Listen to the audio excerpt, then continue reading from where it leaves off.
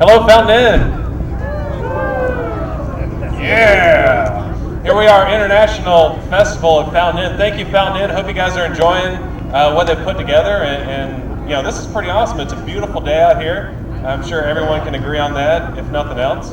And I smell a lot of good food, so I'm looking forward to finishing this up and getting to some of that. So I am Josh Lucas. This is Aaron Schober. Aaron Schober is the owner, operator, teacher at Sword Carolina, which is right here in Fountain Inn. And we study historical European martial arts, most specifically the German longsword, and you don't get more international than German. So that's all I'm saying. So we're perfect for this festival. We're going to be doing some demonstration on what we do. We're going to be talking about our school, talking about the martial art that we study, and hopefully informing you guys, maybe letting you see some cool things, and putting some maybe some worries to rest as well. So. Yeah. And if you guys want to find us, we're on Main Street, Fountain Inn, just above Avon. Shout out to Avon. Got to do it every time. We love you guys.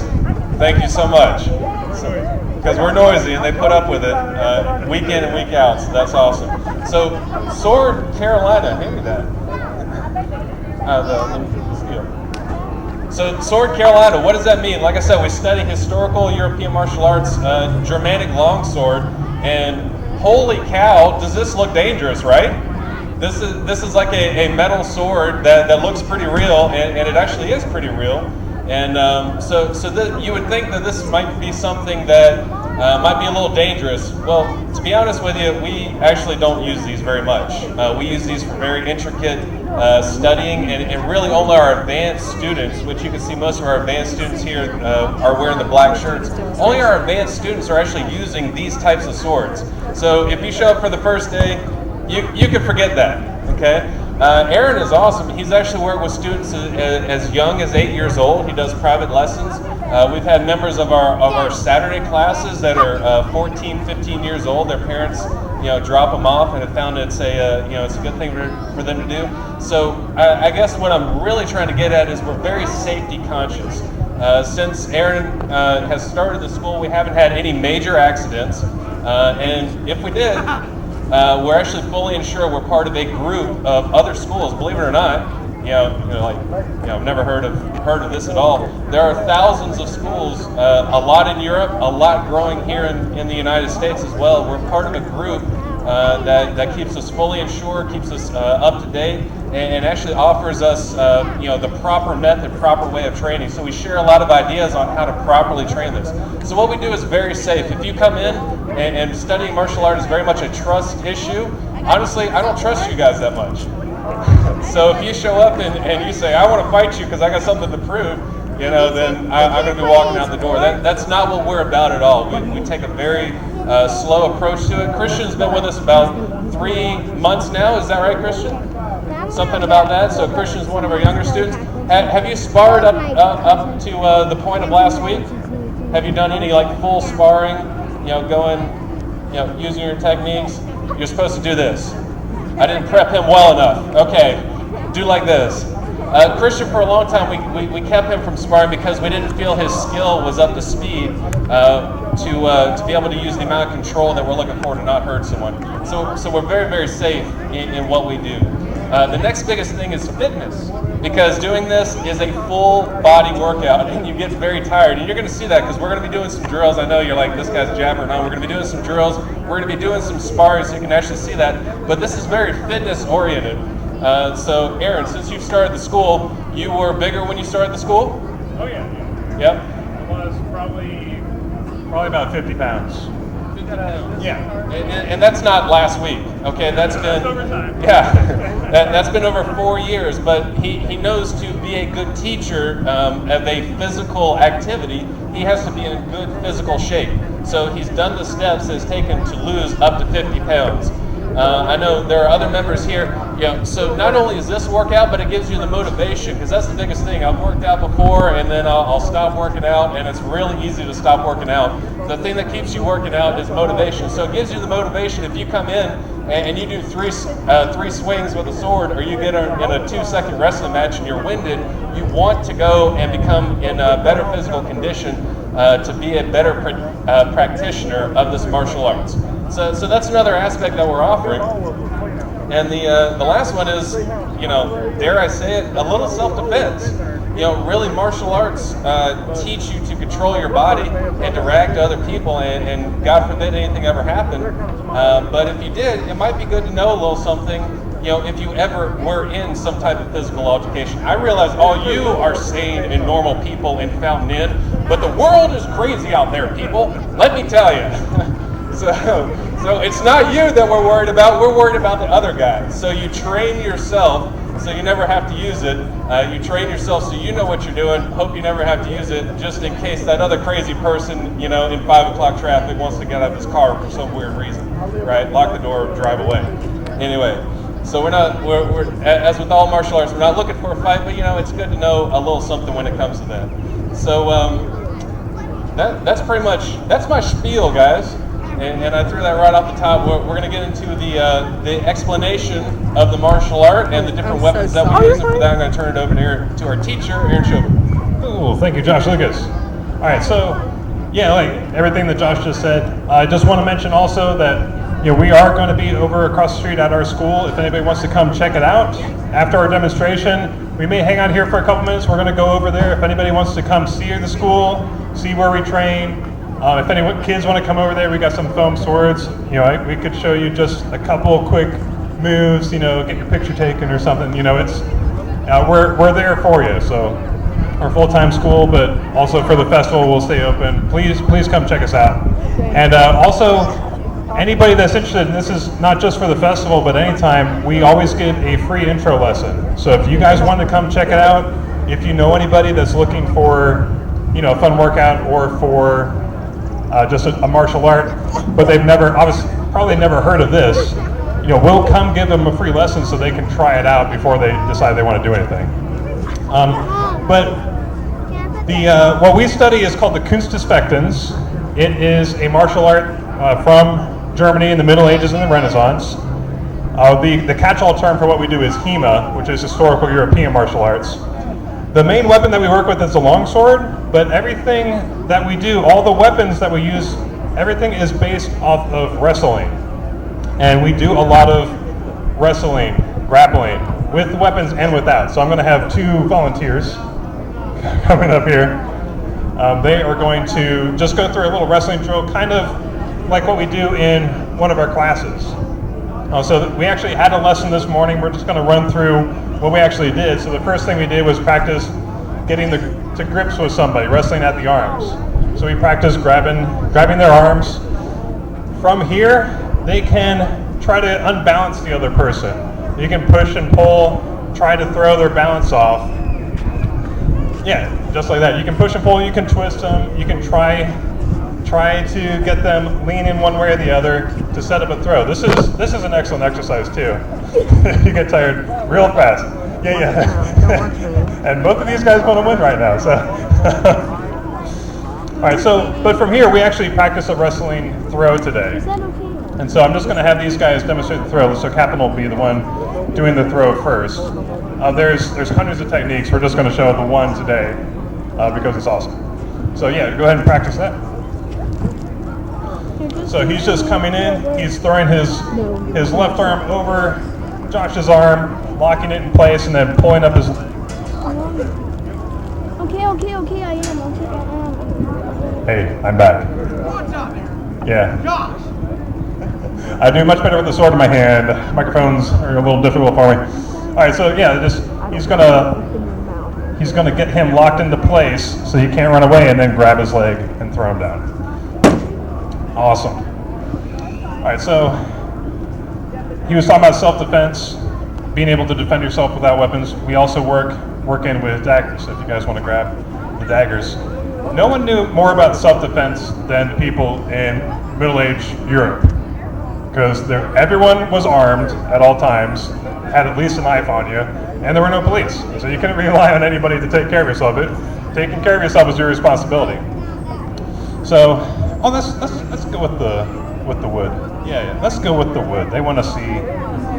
Yeah.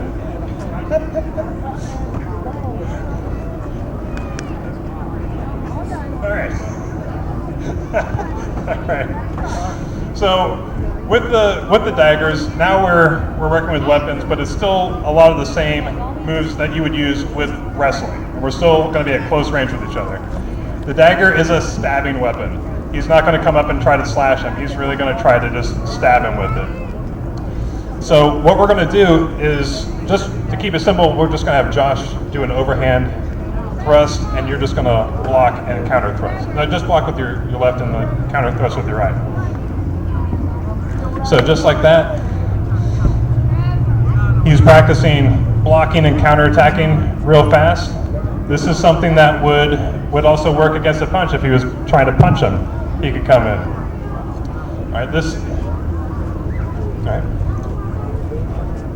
There you go. And so here you see Kaplan's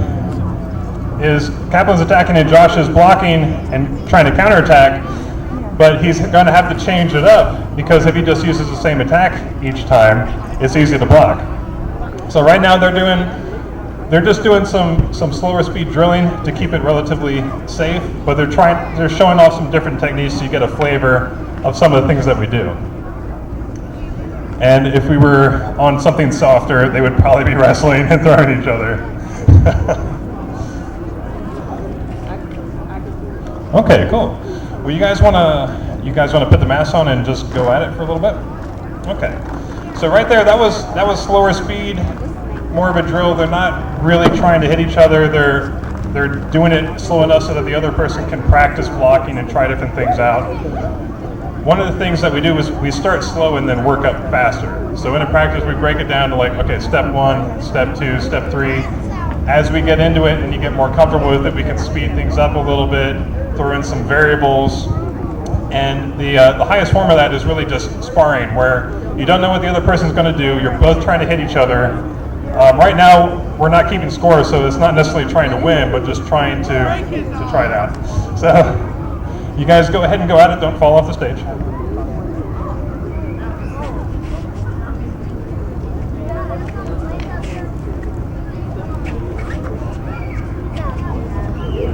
What we do is very defensive. You might see these guys are like, oh, they're kind of playing around with each other. No, they're really, what we do is defensive oriented more than offensive oriented. There you go. Nicely done. One of the things that you think of when you think of swords is like modern sport or Olympic fencing, and which is awesome. We don't do it ourselves. It's great, but it's a different mentality. It's all offensive, trying to get there first. What we do is different, because not only do you want to try to attack, but you also need to defend yourself at the same time. We have a concept called the afterblow, where if I am able to hit you, but then not defend myself and you hit me in return, if it was a real fight, we'd both be dead. So that is something that we keep in mind. Very much focus on defending yourself first and then attacking second. So they're going to show off their physical fitness right now. There you go. Okay. And don't complete the throw. Just set up the throw. So very good, guys. Very good. All right. So yeah, they're awesome.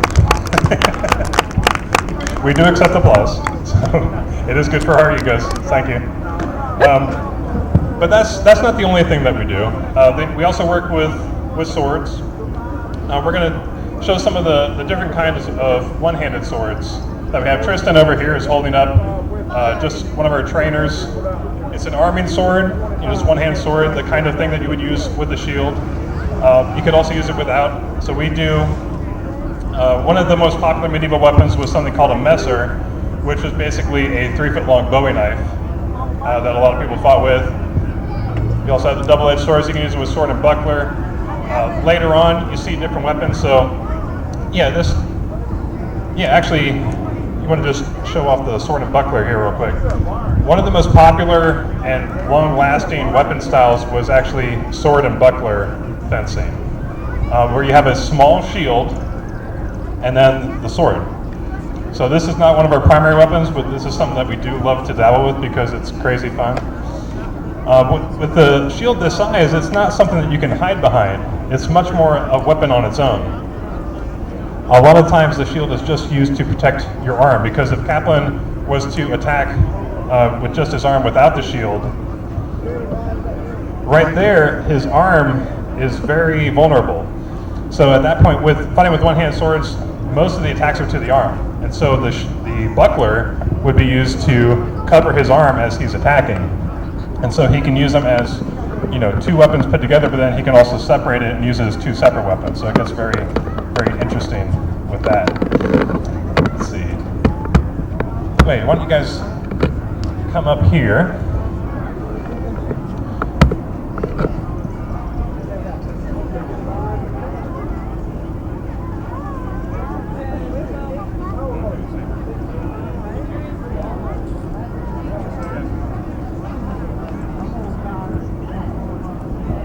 So we'll let these guys fight with sword and buckler a little bit.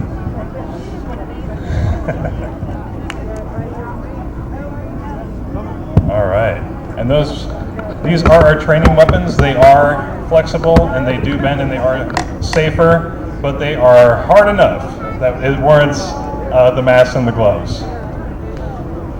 So obviously we are safety conscious, as Josh was saying. Go ahead and start, guys.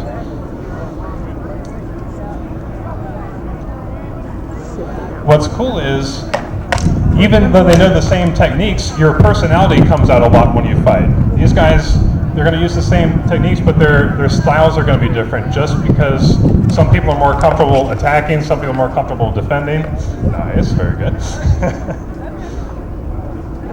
And so, yeah, there's a lot of room for personality in here, even if you're doing the same things as everybody else.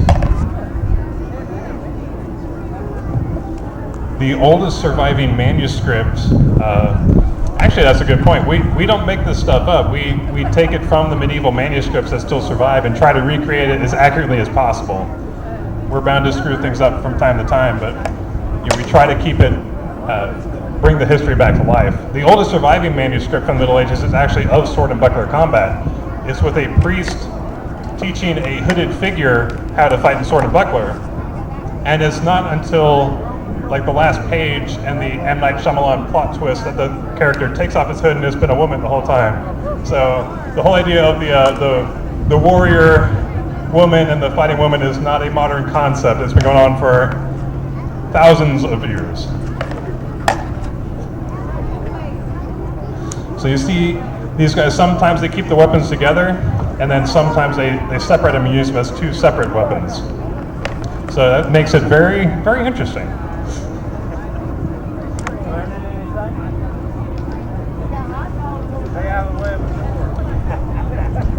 Sword and bucklers are so popular that they actually ended up putting in some terminology into our language. If you've ever heard of the term swashbuckler, that actually comes from a contraction of sword and buckler, because the guys would walk around with the sword and buckler hanging from their belt, clanging together, and just swaggering around. And that would be the swashbucklers. And that ended up, they took that kind of attitude and the feeling. You guys getting tired? You want a break? Why don't we take a break? We'll take a break from these guys. Let them rest, like John just took a rest. Awesome, you guys rock. So we're going to do another one-handed sword. Fast forward a little bit in history, we get to the saber. The saber has been around for hundreds of years, but it really was the weapon of Europe in, like, you know, the post-Renaissance Europe. The military saber was the weapon of choice for a long time. And I'm actually going to do the fighting this time. So this I love this weapon. I am not as good with it, so I hope that we'll put on a good show for you. But let me pass the mic on to Mr. Lewis. Gotcha. While Aaron's getting ready, yeah, the saber really came about, was a rendition of the arming sword, which was more straight. You can see the saber has a curved blade. It's much more of a slashing style of weapon. And the next thing you notice is when they're fighting, the footwork is going to be a lot different. With the long sword and arming sword, it's very much a circular motion. You're taking wide steps out to the side. The saber is very much back and forth type of fighting. You don't have as much protection So what you actually use is the small little cross, and you can see the hand has a protection as well. So you guys are free to go whenever you'd like. So one of the treatises we actually studied for the Saber is a 19th century, so the 1800s Cavalry Manual, and there's a lot of very cool exercises and drills from that manual that we use with the Saber. And you notice the back and forth motion. Once again, when your life is at stake, you see in the movies all the time, these guys are just running at each other with their sword drawn back. That's probably the worst thing you could do because your sword is way back here. How are you going to defend yourself? So you can see they're keeping the sword, the Saber in front of them, very much using that for the shield. John did a great move where he just took the Saber, turned it over, and because it's curved, it wrapped right around Aaron's defense. So excellent move by John there. I'll point something good about Aaron here in a second. Don't worry.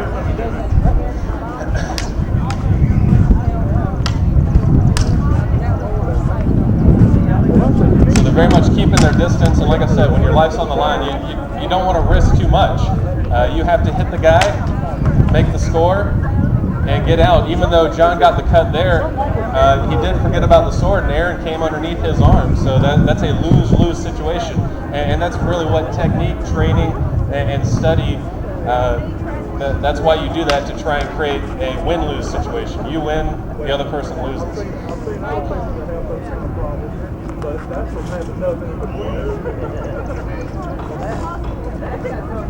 Aaron is very much a defensive stance. I wasn't going there. I don't know you that well. John's kind of meandering around. Nice, and Aaron's trying to pull a move that's just not quite getting there.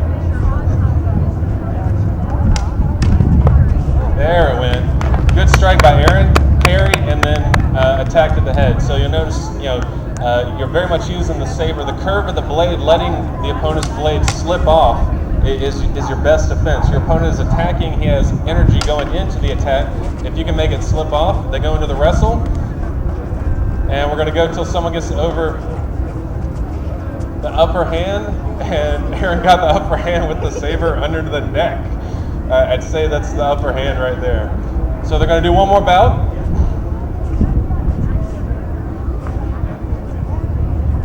We need some intense music right now.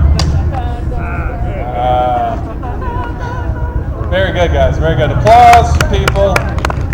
Thank you. Love you much. Kaplan. Yep, surprise. So and the last one's going to be the longsword, and you're like, you said longsword at the beginning. Why are we just now getting to it? Because you saved the best to last. Any theatrical teaching will teach you that. So and if not, I just taught you that. So there you go. That one's great. So we're going to do the longsword.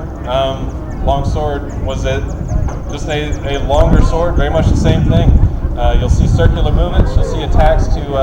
Aaron, you want to show the attacks to the 4 openings real quick? All right. So basically, you take your body, divide it into 4 parts, and that's what you're trying to hit. You have 2 upper openings, 2 lower openings, and most of the attacks and defenses are going to be focused on either attacking or defending those openings. That's really the only place your opponent can hit you. He can't hit you on really anywhere else because that's your whole body. So they're just running through a basic. It's called the Mire Drill. The gentleman that made a treatise by the name of Mire, and it's just a basic 4 opening attack: upper, lower. Yeah, and Kaplan messed it up, so that's why Aaron looked like he didn't know what he was doing. Very nice. Good stuff, guys.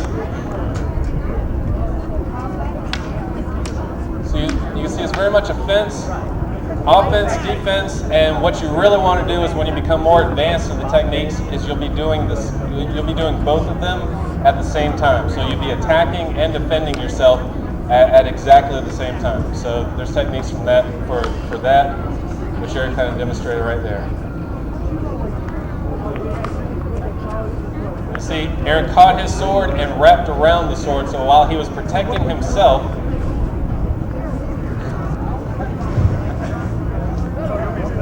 yeah, do that one more time. All right. Aaron caught the sword and wraps around with what's called a spur cow, or a spur cow. Comes around with a spur cow, so he's protecting himself, controlling Kaplan's sword, and hitting Kaplan at the same time, and the best target, the head. So, you ready, sir?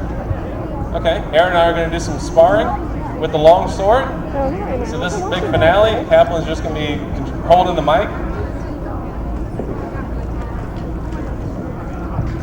All right, folks, bear with me on this one. I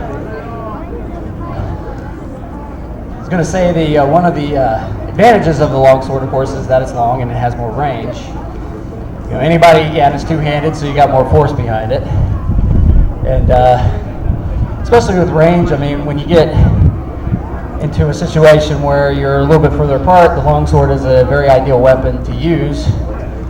And it's also, I mean, you can still use it when you're in close quarters too, so here we go. So they're pretty much keep you. It's a good move there by Josh. Thrust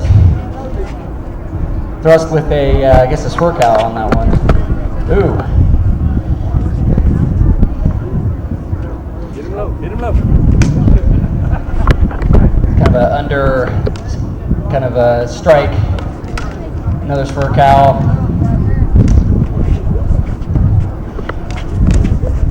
And they say that, you know, the best offense is best defense is a good offense. I think that's how it goes.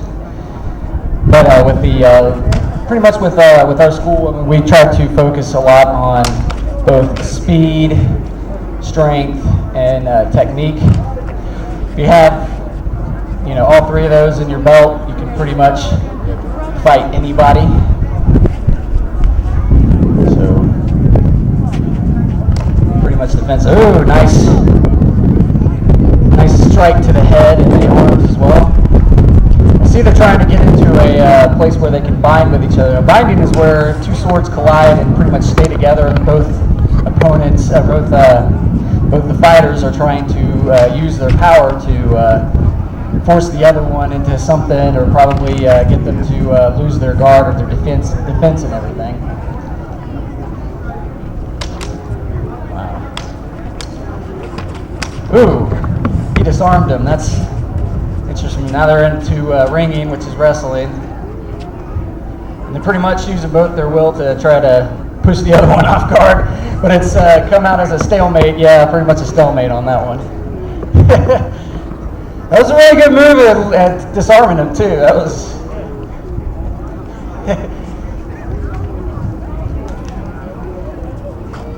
defensive posture.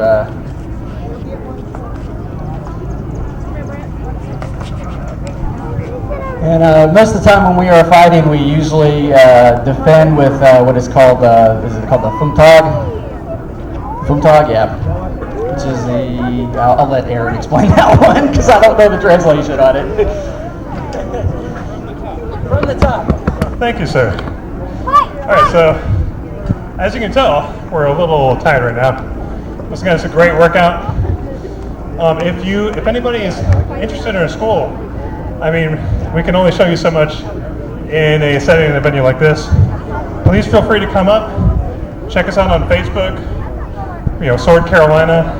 If you have any questions, we're happy to answer them. Happy to help out. We do classes, we do private lessons.